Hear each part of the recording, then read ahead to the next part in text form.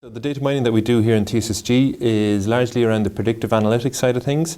So we take masses and masses of data, like huge databases, and they can be from any kind of sector. So say from the telecom sector, from the healthcare sector, and anything like that. We can take this data, analyze it, and produce predictive models from it. So the predictive models will be, say if it's telecoms data, we can say, okay, with our predictive models, we can say that these particular customers are liable to churn in the near future. They're liable to, there was a fault in the network somewhere. We can use our predictive models to be able to predict when the next similar type of fault can happen. And we also do quite a bit of social network analysis here in the TSSG as well. So we can, let's say, analyze who knows who based on their online content, based on news articles mentioning these people online, or based on other kind of structured information.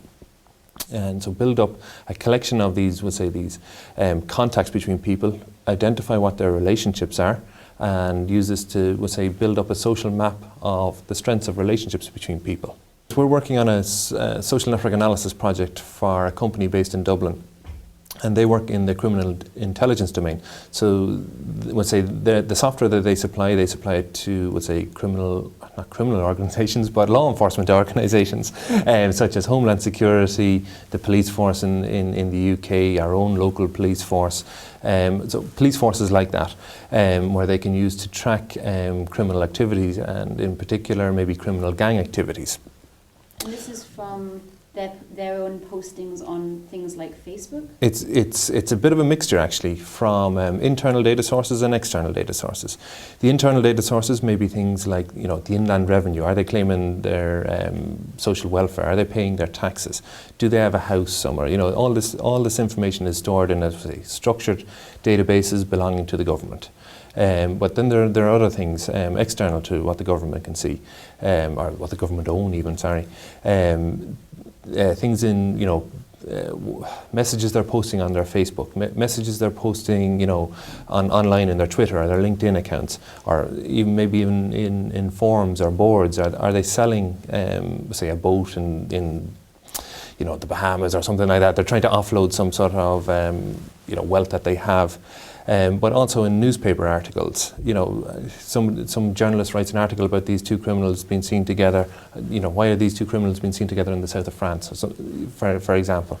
So we take all this information, we mine it. So we take the structured information out of the internal databases, bring it into our own data source with our own algorithms, and then we combine that with information that we can glean from what is known as the OSINT, or the open source intelligence, the stuff that's external to the government databases. And we use this to build a social map of who's connected to who, based on, as I say, the individual relationships that we can glean, like who bought a flight ticket together, or a plane ticket together, or who was a friend of somebody on Facebook, who was mentioned in an article, or maybe in court transcripts. We can access all that information fairly freely.